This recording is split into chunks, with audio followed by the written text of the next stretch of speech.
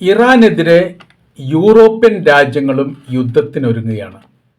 പടിഞ്ഞാറൻ മീഡിയകൾ വളരെ പ്രാധാന്യത്തോടു കൂടി ഇറാനെ ഒതുക്കേണ്ടതും ഇല്ലായ്മ ചെയ്യേണ്ടതും ഭരണമാറ്റവുമായി ബന്ധപ്പെട്ട കാര്യങ്ങൾ വളരെ പ്രാധാന്യത്തോടു കൂടി തന്നെയാണ് യൂറോപ്യൻ രാജ്യങ്ങൾ ചർച്ച ചെയ്യുന്നത് എന്ന തരത്തിലുള്ള റിപ്പോർട്ട് ഇപ്പോൾ പുറത്തു വന്നിരിക്കുന്നു. ഇറാനെതിരെയുള്ള യു എൻ ഏർപ്പെടുത്തിയ ഉപരോധത്തിന് പിന്നിൽ തന്നെ ഫ്രാൻസും ബ്രിട്ടനും ജർമ്മനിയുമാണ്. അവർ ഒരുമിച്ച് സംയുക്തമായ രീതിയിലാണ് ആണവ വിഷയവുമായിട്ട് ബന്ധപ്പെട്ട കാര്യത്തിന് അവർ സഹകരിക്കാത്ത ഒരു കാരണത്താൽ സാമ്പത്തിക ഉപരോധം ഏർപ്പെടുത്തണം എന്ന് യു എൻ സഭയിൽ പ്രഖ്യാപിക്കുകയും തീരുമാനിക്കുകയും നടപ്പിലാക്കാൻ വേണ്ടി വലിയ ശ്രമങ്ങൾ നടത്തുകയും ചെയ്തത്. ഇപ്പോൾ ഇറാനെ സംബന്ധിച്ചിടത്തോളം അവർ പറയുന്ന പ്രാധാന്യമായിരിക്കുന്ന ചില വിഷയങ്ങൾ അതിൻ്റെ കൂടെ തന്നെ ചർച്ചയിൽ വന്നിരിക്കുകയാണ്. ആണവ പ്രശ്നം ഇതാണ് ഏറ്റവും പ്രധാനപ്പെട്ട ആണവ പ്രശ്നം എന്ന് പറഞ്ഞാൽ ഇറാൻ്റെ കൈവശത്തിൽ ആണവായുധമുണ്ട് എന്ന് ലോകത്തിന് അറിയാവുന്നതാണ്. അത് ഇറാൻ ഇപ്പോഴും സമ്മതിച്ചിട്ടില്ല എന്നൊരു മറ്റൊരു തലം. മാത്രമല്ല ഇറാൻ്റെ കൈവശം ഇറാൻ എന്ന് പറഞ്ഞാൽ വൈകാരികമായിരിക്കുന്ന ഒരു മതരാഷ്ട്രമാണ്. അവർക്ക് വിശ്വാസപരമായിരിക്കുന്ന കാര്യത്തിൽ ഒരു വിട്ടുവീഴ്ചയും ചെയ്യാത്തൊരു രാജ്യം എന്ന നിലക്ക് വേണ്ടി വന്നാൽ ഇസ്രായേലിൻ്റെ പുറത്ത് ആണവായുധമുണ്ടാൻ ഇടുക എന്നുള്ളത് ഇറാനെ സംബന്ധിച്ചിടത്തോളം ഒരു വിഷയമുള്ള കാര്യമൊന്നുമല്ല. രാഷ്ട്രീയമായിരിക്കുന്ന യുദ്ധത്തിനപ്പുറം സാമൂഹിക മത ബന്ധത്തിൻ്റെ അടിസ്ഥാനത്തിലുള്ള ഒരു യുദ്ധം കൂടി യഥാർത്ഥത്തിൽ ഇറാനും ഇസ്രായേലും തമ്മിൽ ഉണ്ട് എന്നുള്ളത് കൃത്യമാണ്. അതുകൊണ്ട് അതൊരു പ്രശ്നപരിഹാരം എന്ന് പറയുന്ന ഒരു സംവിധാനം ഇറാനും ഇസ്രായേലും തമ്മിൽ ഇല്ല. ഏതെങ്കിലും തരത്തിൽ വിട്ടുവീഴ്ചയ്ക്ക് ഇസ്രായേൽ തയ്യാറാണെങ്കിൽ പോലും ഇറാൻ്റെ ഭാഗത്ത് അങ്ങനെ ഒരു വിട്ടുവീഴ്ച ഇല്ല എന്നുള്ളത് ലോക ചരിത്രത്തിൽ പേർഷ്യയുടെ സാമ്രാജ്യവും അതിൻ്റെ യുദ്ധവും തന്ത്രങ്ങളും രീതികളും സമീപനങ്ങളും എടുത്ത് പരിശോധിച്ചാൽ കൃത്യതയോടുകൂടി മനസ്സിലാക്കാൻ വേണ്ടി പറ്റുന്നതാണ്. ഇതാണ് ആണവ വിഷയമായിട്ടുള്ള ബന്ധത്തെക്കുറിച്ചുള്ള പരാമർശം. പിന്നീട് വരുന്നത് റഷ്യയുമായിട്ടുള്ള സഹായവും സഹകരണവും. ഉക്രൈൻ എന്ന് പറയുന്ന യുക്രൈനുമായിട്ടുള്ള റഷ്യയുടെ യുദ്ധം ആരംഭിച്ചിട്ട് 4ാമത്തെ കൊല്ലമായി. ഈ വർഷത്തിനിടയിൽ അവർ പിടിച്ചു നിൽക്കുന്നതും അവർ വലിയ മുന്നേറ്റം റഷ്യക്കുണ്ടാക്കാൻ സാധിച്ചതും ഇറാൻ്റെ മിസൈൽ നിർമ്മിതമായിരിക്കുന്ന ബുദ്ധി കൊണ്ടാണ്. അവരുടെ കാഞ്ഞ ബുദ്ധിയിലുണ്ടായിരിക്കുന്ന മിസൈൽ ഒന്നുപോലും ലക്ഷ്യം പേക്കാത്ത തരത്തിൽ ഉപയോഗിക്കാൻ വേണ്ടി റഷ്യയുടെ സൈന്യത്തിന് സാധിക്കുകയും ചെയ്തു. 35% ഈ റഷ്യൻ സൈന്യം ഉപയോഗിക്കുന്ന മിസൈലുകൾ ഇറാൻ്റെതാണ് എന്നുള്ളതാണ് ഉക്രൈൻ പ്രസിഡന്റ് വ്ളാഡിമിർ സെലൻസ്കി അമേരിക്കയുടെ പ്രസിഡന്റായിരിക്കുന്ന ജോ ബൈഡനോടും ഇപ്പോഴത്തെ പ്രസിഡന്റായിരിക്കുന്ന ഡൊണാൾഡ് ട്രംപിനോടും പരാതി പറഞ്ഞത്. 15% എന്ന ആദ്യത്തെ റിപ്പോർട്ടൊക്കെ വന്നിരുന്നു. പിന്നെ അത് 30% എന്നാണ് പിന്നെ കാണുന്നത്. സൈനിക ശേഷി വർദ്ധിപ്പിക്കുന്ന ഒരു പ്രവർത്തനം ഈ ഉപരോധത്തിനിടയിലും ഇറാൻ നടത്തുന്നത് അവർക്ക് ഇസ്രായേലിനും അമേരിക്കക്കും സാരമായിട്ട് ബാധിക്കുന്നതാണ്. അതോടൊപ്പം തന്നെ അത് യൂറോപ്യന്മാരും പറയുന്നു. അവർക്ക് ഉപരോധം വലിയ വിഷയമൊന്നുമില്ല. ഉപരോധമാണ് അവർക്ക് യഥാർത്ഥത്തിൽ വലിയ സഹായം എന്നുള്ളതാണ്. ഉപരോധമാകുന്ന സമയത്ത് എന്താ വിഷയം എന്ന് വെച്ചാൽ മറ്റു ലോക രാജ്യങ്ങളൊന്നും ഈ രാജ്യത്തെ നിരീക്ഷിക്കുകയില്ല, ഇവരുമായിട്ട് ബന്ധമുണ്ടാവില്ല, സഹകരണ കാര്യങ്ങളുണ്ടാവില്ല, ഇറക്കുമതിയോ കയറ്റുമതിയോ ഉണ്ടാവില്ല. സർവത്ര മേഖലയിലും ഈ ബന്ധങ്ങൾ മുറിയുന്ന സമയത്ത് പിന്നെ സ്വന്തം ഇഷ്ടപ്രകാരം എന്ത് ചെയ്താലും ഇന്നതാണ് ചെയ്ത് എന്ന് കണ്ടുപിടിക്കാനോ മനസ്സിലാക്കാനോ സാധിക്കാത്ത വിധം ഇറാൻ വലിയ രീതിയിലുള്ള ഉയർച്ച ഉണ്ടായിട്ടുണ്ട് എന്നുള്ളതാണ്. ഉപരോധം അവരെ വലിയ രീതിയിൽ സൈനികമായി ഉയർത്തുന്നതിൽ വലിയ സഹായം നൽകി. മാത്രവുമല്ല ഇസ്രായേലുമായിട്ടുള്ള യുദ്ധത്തിന് ശേഷം വലിയ ഒരു പ്രത്യേകമായിരിക്കുന്ന ഒരു രഹസ്യ സൈനിക സംവിധാനത്തെ അവിടുത്തെ ആത്മീയ നേതാവ് ആയത്തുള്ള അലി ഖംനായിയുടെ നേതൃത്വത്തിൽ അവർ നിർമ്മിക്കുകയും ചെയ്തു.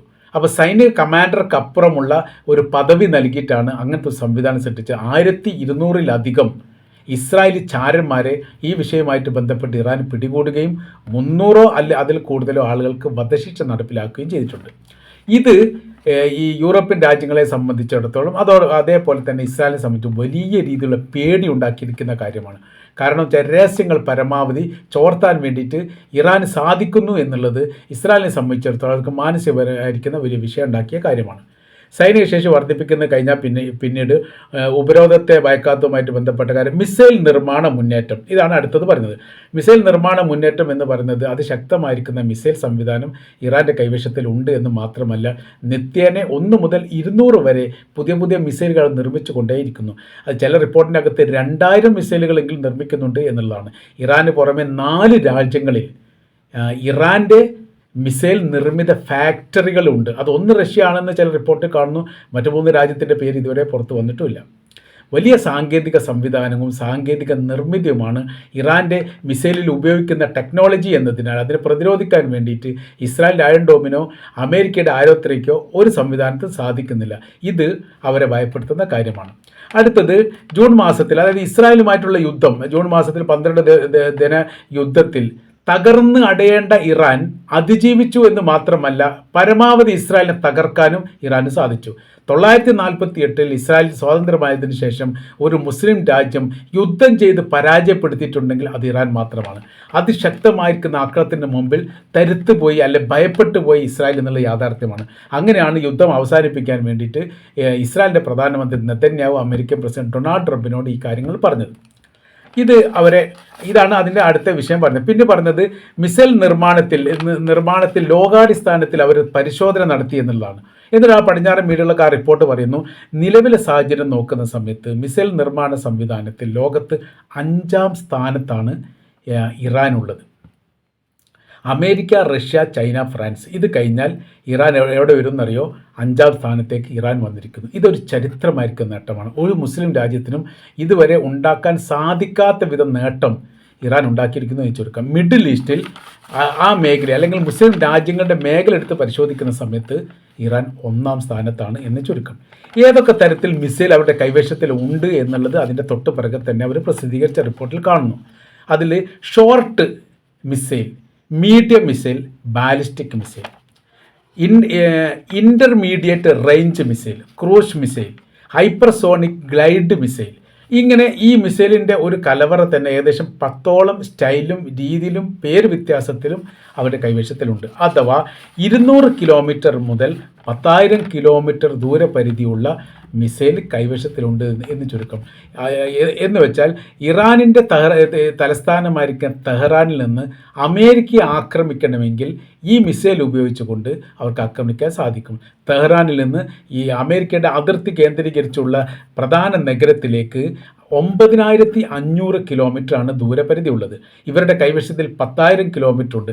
അതിൻ്റെ തുടർച്ചയായിട്ട് മറ്റൊന്നോട് പറയുന്നത് 10,000 കിലോമീറ്റർ ദൂരപരിധിയുള്ള മിസൈൽ നിർമ്മിക്കാൻ സാധിക്കുന്ന ഒരു രാജ്യത്തിന് അത് 15,000 ആക്കി മാറ്റാൻ വളരെ എളുപ്പത്തിൽ സാധിക്കും. അതിപ്പോൾ 15,000 കിലോമീറ്റർ ദൂരപരിധിയുള്ള മിസൈലുള്ള രാജ്യങ്ങളൊന്ന് കൊറിയ ഉണ്ട്. കൊറിയന് മുമ്പ് തന്നെ പറഞ്ഞിട്ടുണ്ട്, ഞങ്ങൾ അടുക്കളയിൽ ഇരുന്നു കൊണ്ട് അമേരിക്കയിൽ വേണമെങ്കിൽ ഞങ്ങൾ ആണവായുധം ഇടും. അതിൻ്റെ മിസൈൽ സംവിധാനങ്ങൾ പൂർത്തിയായിരിക്കുന്നു എന്നുള്ളതാണ് കിങ് ജോൺ ഉന്ന് ഏതാനും മാസങ്ങൾക്കിടയിൽ ഈ പലസ്തീൻ വിഷയം രൂക്ഷമായിക്കൊണ്ടിരിക്കുന്ന സമയത്ത് പറഞ്ഞത്. ഞങ്ങൾക്കങ്ങനെ ഭയപ്പാടൊന്നും അമേരിക്കയ്ക്കില്ല, ഞങ്ങൾക്ക് ആക്രമിക്കണമെങ്കിൽ ഇവിടെ നിന്ന് ആക്രമിക്കാനുള്ള സംവിധാനമുണ്ട്. അവരുടെ കൈവശത്തിൽ 15,000 കിലോമീറ്റർ ദൂരപരിധിയുള്ള മിസൈൽ ഉണ്ട് എന്നാണ്.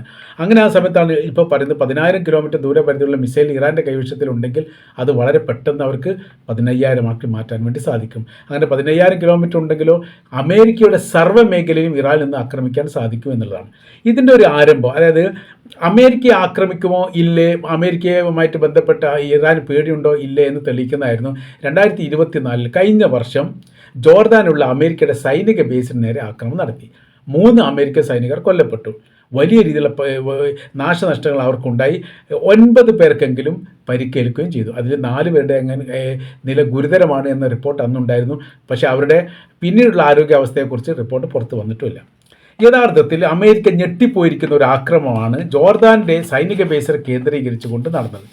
അത് അന്വേഷിച്ച സമയത്ത് അത് ഹിസ്ബുള്ള ഗ്രൂപ്പാണ്.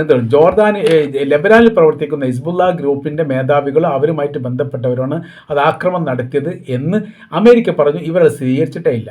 തങ്ങൾക്ക് അതിന് യാതൊരു പങ്കാളിത്തവും ഇല്ല എന്ന് പറയുകയും തെളിവിൻ്റെ അടിസ്ഥാനത്തിൽ ഹാജരാക്കാൻ വേണ്ടി അമേരിക്കയ്ക്ക് സാധിക്കാതെയും വന്നു. തിരിച്ചടിച്ചിട്ടില്ലെങ്കിൽ ലോകത്തിൻ്റെ മുൻപിൽ മാനം കെട്ടുപോകും എന്നുള്ളൊരു പേടി അമേരിക്കയ്ക്ക് ഉണ്ടായി. അമേരിക്ക എന്നിട്ട് യഥാർത്ഥമായിരിക്കുന്ന പ്രതികളെ അന്വേഷിക്കുക. ഇറാൻ്റെ പേരൊക്കെ അന്ന് പറഞ്ഞിരുന്നു, തെളിവ് കൊണ്ടുവരുമോ നമുക്ക് പരിശോധിക്കാം എന്ന് അന്ന് ഇറാൻ്റെ ഈ വിദേശകാര്യമന്ത്രി മറുപടിയും പറഞ്ഞു. പിന്നീട് അമേരിക്കയുടെ ഭാഗത്ത് വിവരങ്ങളൊന്നും കിട്ടിയിട്ടില്ല. 15 ദിവസം കഴിഞ്ഞതിന് ശേഷമാണ് ഇറാഖിലുള്ള ഹിസ്ബുള്ള ഗ്രൂപ്പിൻ്റെ മേഖല കേന്ദ്രീകരിച്ചുകൊണ്ട് അമേരിക്ക ആക്രമണം നടത്തിയത്.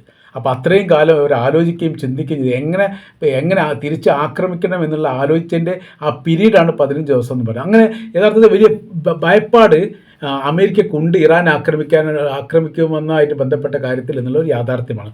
ഇപ്പോൾ യൂറോപ്പ് തിരിഞ്ഞതോടുകൂടി ഇറാൻ്റെ ഭാഗത്ത് നിന്ന് ഈ വിഷയമായിട്ട് ബന്ധപ്പെട്ട് യാതൊരു പ്രതികരണം നിലവിൽ പുറത്തു വന്നിട്ടില്ല. പ്രതികരണം വരാനിരിക്കുന്നേ ഉള്ളൂ. ഞങ്ങൾ നിരീക്ഷിക്കുകയാണ്, പരിശോധിക്കുകയാണ്, എന്താണ് പറഞ്ഞത് നോക്കട്ടെ എന്നൊക്കെ ഈ ഇറാൻ്റെ പ്രസിഡന്റ് മസൂദ് പെഷഷ്കിയൻ കഴിഞ്ഞ ദിവസം തന്നെ പുറപ്പെടുവിച്ച പ്രസ്താവനയിൽ പറയുന്നുണ്ട്. ഇങ്ങനെയൊക്കെ ഭയപ്പെട്ടു പോകുന്ന ഒരു രാജ്യമാണ് ഇറാൻ എന്ന് ആരെങ്കിലും ലോകത്ത് ചിന്തിക്കുന്നുണ്ടെങ്കിൽ അവർ മടയന്മാരാണ്, മണ്ടന്മാരാണ്. കാര്യം എന്ന് പറഞ്ഞാൽ പേർഷ്യയുടെ സാമ്രാജ്യത്തിൻ്റെ ചരിത്രം എടുത്ത് പരിശോധിച്ചാൽ ഇറാൻ ചെയ്യുന്ന പ്രവൃത്തികളൊക്കെ വളരെ നിസ്സാരമായിട്ട് ആരംഭിച്ചിട്ടുള്ളൂ. ഇനി ഭാവിയിൽ അത് വലിയ രീതിയിൽ വരാനുണ്ട് എന്നുകൂടി അദ്ദേഹം പറഞ്ഞു വെക്കുന്നു. ഏതായിരുന്നാലും യൂറോപ്യൻ രാജ്യം ഇറാനെതിരെ തിരിഞ്ഞാൽ പിന്നീട് റഷ്യയും ഇറാനും സംയുക്തമായി ചേർന്ന് നിന്നുകൊണ്ട് തന്നെ ആ രാജ്യത്തിനെതിരെ ശക്തമായിരിക്കുന്ന യുദ്ധപ്രഖ്യാപനം ഉണ്ടാവാനുള്ള സാധ്യത കൂടി നമുക്കിതിൻ്റെ ഇടയിൽ വായിച്ചെടുക്കാൻ വേണ്ടിയിട്ട് സാധിക്കുന്നതാണ്.